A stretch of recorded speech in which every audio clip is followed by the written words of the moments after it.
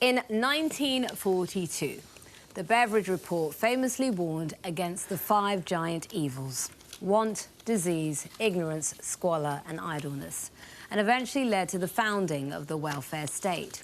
For decades, preventing the 5 evils was accepted as a must for social cohesion. So it was a great shock when I recently read about them rearing their ugly head again on a South London housing complex. Segregation isn't legal in the UK, but developer Henley Homes and management company Warwick Estates have been accused of precisely this, by barring children living in social housing flats from using a playground reserved, shall I say, for private tenants. Through this practice alone, they are inflicting at least 3 of Beveridge's evils: want, ignorance and idleness on kids who already have the odds stacked against them. It's beyond a disgrace. The wall has now been taken down, but only after media attention and the social housing management company agreeing to pay towards the cost of the shared space. The ramifications of these kinds of divisive practices are dangerous for society on so many levels, and local authorities need to heavily fine or revoke the licences of developers who are tearing communities apart for monetary gain.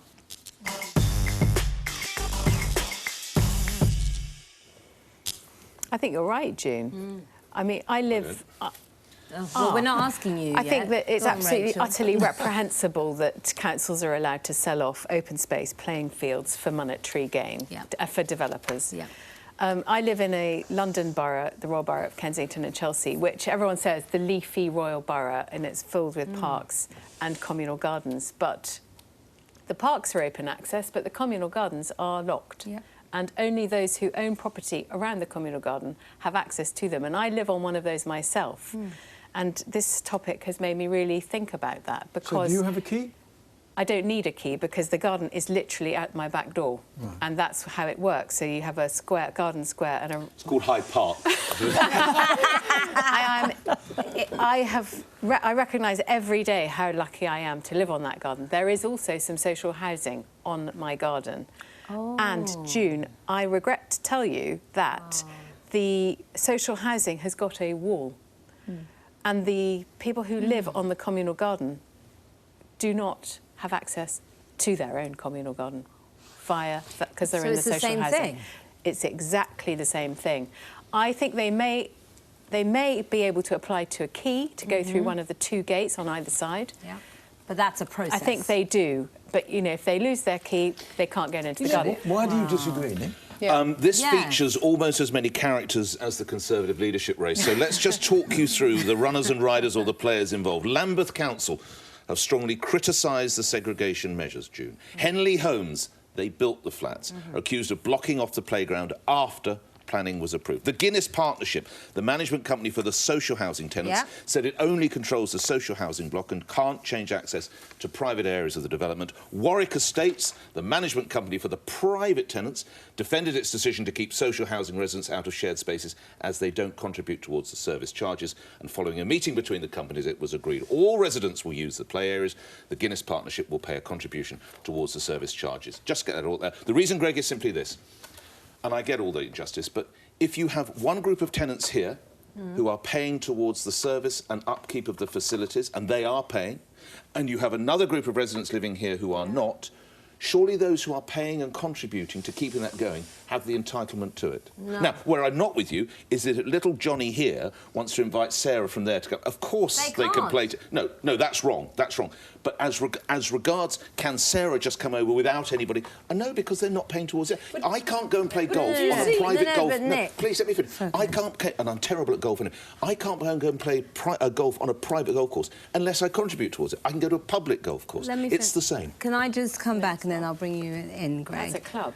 This isn't a posh private gym for the adults. This is a playground. And the terrible thing about this situation is the children could see. And actually, we have a quote here from one of the residents, and it's just heartbreaking. This is Esther Ayel, and she said, "This is a community, and we have to be there for each other. My kids are looking out the window at the kids playing in the summer, and they feel..." No, let me finish. "And they feel bad. They ask me, Mummy, why am I not allowed there? And I can't explain. I can't say it's because they're rich and we're poor. So I just say we're not allowed. Well, how do they know that these people... They are paying for that facility and this group is not. You think that's justified? Do you see the social implications of this? Because kids at age 2 and 3 are being told at that age, you're not good enough. Yeah. That nice bit of grass there and that swing is not for the likes of you. you. But make them work harder. Do you remember, oh, my God. Do you remember, you know, for years we've laughed at Prince Charles and his, like, crazy ideas. 30 years ago, he came up with the idea for a development in a place called Poundbury in Dorset, where he wanted people, privately owned people, to live alongside people in social housing. And you ought to see that development now, because this is what it does to the mindset of people, whereas this damages it. What Charles has done, which is astonishing. So you have a beautiful private house worth £1 million, and opposite you have a row of social houses, but they're all built by the same architect, and they're all stunning, and because the poorer people want to live in this environment, and so they take care of it. And it's incredible. There are 3,000 people. And I bet it's raised the aspirations of the children of those poor people. But this brings you... It comes into the whole of housing policy. I mean, for years, we built large council estates that were only for council tenants, for years. And then I think we understood that actually mixed housing would be far better. And that actually people should live alongside... Some people who can't afford to buy a house live in the council house, but they all live together. And the funny thing about this story is it reminds you of those terrible pictures from Northern Ireland, you know, where you saw the wall between the Catholics and the Protestants, you know. And you just feel... But, I mean, local authorities, planning authorities are still doing this, because what they're saying to a lot of people who are... There is a requirement to build some social housing, but they don't have to build it there. They can build it somewhere else. And that's happening quite a lot.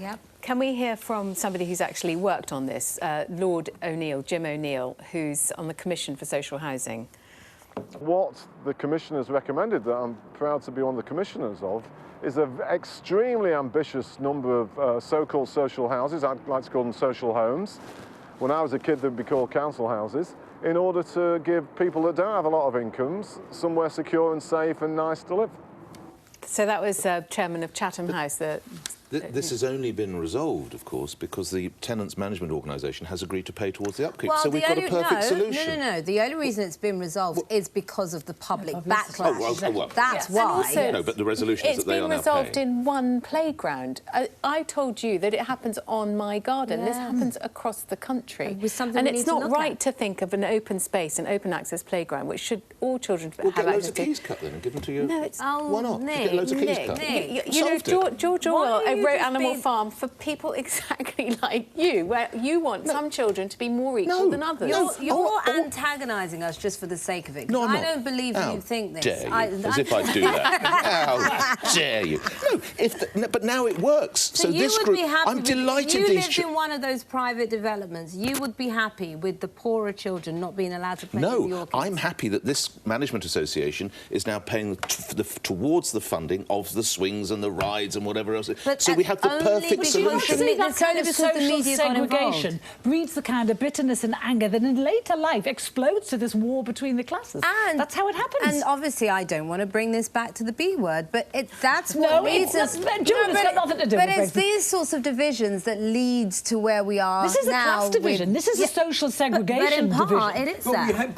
We had social segregation through council housing for years and years and years. We built enormous estates, sometimes outside of cities, for poorer tenants, for tenants who needed houses. This is completely different. This is side by side, and it's clear that there is one part of the development that is available to people with money, and there's another part for those who don't. And that's even worse. Drive around and look at some of what is now being built, where people have got one site, so they've got to do 20% social housing or something, and you look at the social housing compared to the rest. Yeah, it's very clear. It's very clear. Well, I think the bigger problem is the fact that we're leaving social housing to be built by the private sector. That in itself is insane. At the moment, only 2% of properties being built in the country are being built by the state. That's the problem. But then we go back to the Thatcher government and the selling of council houses and all of that entailed. And that actually the Conservative Party at that time didn't want social housing. But that idea was brilliant. What went wrong was they didn't build after. The idea of giving home ownership was superb. Sorry, we've got to put this house in order and move on. You're watching The Pledge on Sky News. Up next.